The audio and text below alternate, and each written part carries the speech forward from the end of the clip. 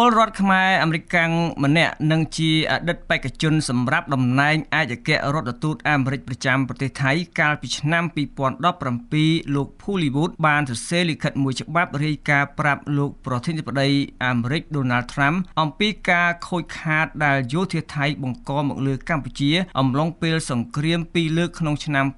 2025ជាការខូចខាតដែលមានទឹកប្រាក់ស្មើនឹងប្រមាណជា$300,000 លាន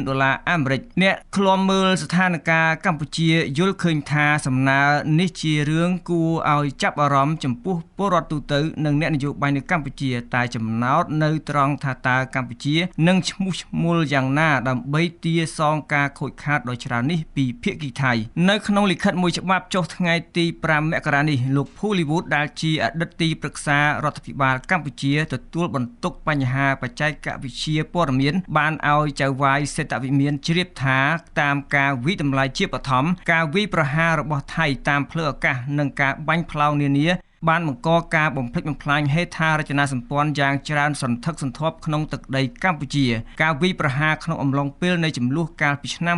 2025នោះទៀតសោតក៏បានបង្កការស្លាប់ជនស៊ីវិលកម្ពុជាជាច្រើនអ្នកហើយបានបណ្ដាលឲ្យមានការបំផ្លាស់ទីរបស់ជនស៊ីវិលកម្ពុជាទ្រង់ទ្រាយធំផងដែរខណៈមានការវាយប្រហារលើគោលដៅដែលមិនមែនជាទីតាំងយោធារបស់កម្ពុជាទីកន្លែងដែលរងការវាយប្រហារផ្សេងទៀតនឹងបើតាមលិខិតលោក Pullywood មានដូចជាសាលារៀនវត្តអារាមមន្ទីរពេទ្យផ្ទះសម្បែងពលរដ្ឋអគារពាណិជ្ជកម្មរូបចម្លាក់សាសនាប្រាសាទបុរាណនិងទីកន្លែងនៃសម្បត្តិបេតិកភណ្ឌពិភពលោក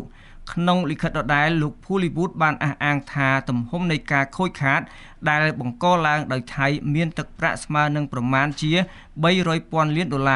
ពលរដ្ឋខ្មែរអាមេរិករូបនេះក៏មិនភ្លេចភ្ជាប់ឯកសារពាក់ព័ន្ធនានាដើម្បីជាការគាំទ្រដល់ការវិតម្លៃនៃការរកឃើញជាបឋមនៃទំហំខូចខាតនេះហើយក៏បានស្នើសុំឲ្យប្រធានាធិបតីអាមេរិកលោក Donald Trump ផ្ដល់ជាការណែនាំចំពោះការស្ដារឡើងវិញនៅហេដ្ឋារចនាសម្ព័ន្ធដែលបានរងការខូចខាតដ៏ច្រើននេះក្រោយអំពើឈ្លានពានរបស់ថៃគួររំលឹកថាក្នុងសង្គ្រាមពីរលើកជាមួយកម្ពុជាកាលពីខែកក្កដានិងធ្នូឆ្នាំ2025យោធាថៃត្រូវបានភាគីកម្ពុជាចោទប្រកាន់ថាបានប្រើកម្លាំងទ័ពនិងសភាវុធធុនធ្ងន់ហួសសមាមាត្រធៀបនឹងកម្លាំងនិងសភាវុធកម្ពុជា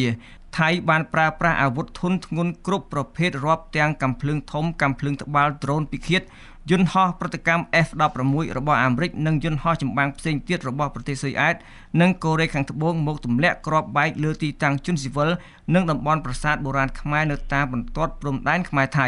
នេះបើតាមការកត់ត្រាទុករបស់ភាគីកម្ពុជាកន្លងមកដោយឡែកកម្ពុជាបានវាយបកទៅភាគីថៃវិញជាមួយកម្លាំងថ្មើរជើងកាំភ្លើងធំនិងអាវុធធុនធ្ងន់មួយចំនួនទៀតដូចជាកាំជ្រួចហ្វូងឬគ្រាប់រ៉ុកែត BM-21 ថៃកន្លងមកបានយកលេសវាយកម្ពុជាដោយសារតែការផ្ទុះមីនក្នុងតំបន់មានចំនួនតាមព្រំដែនប្រទេសទាំងពីរ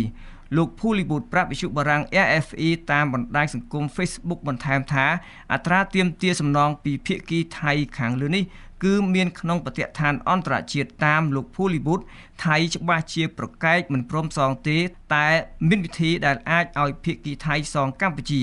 យើងមានវិធីធ្វើឲ្យគាត់សងយើងបានដឹងថាថៃមានលុយតម្កល់នៅក្រៅប្រទេសនិងប្រទេសសម្ព័ន្ធមិត្តប្រមាណ$268,000 លានដែលអាចយកមកប្រើប្រាស់បាននេះជាការលើកឡើងរបស់លោក Pullywood ដោយឡែកអ្នកជំនាញច្បាប់និងជាអ្នកវិភាគឯករាជ្យលោកវ៉ាន់ចាន់ឡូតយល់ឃើញថាសំណើអន្តរាគមន៍ខាងលើនេះអាចទាញបានការចាប់អារម្មណ៍ពីមហាជនខ្មែរនិងអ្នកនយោបាយកម្ពុជា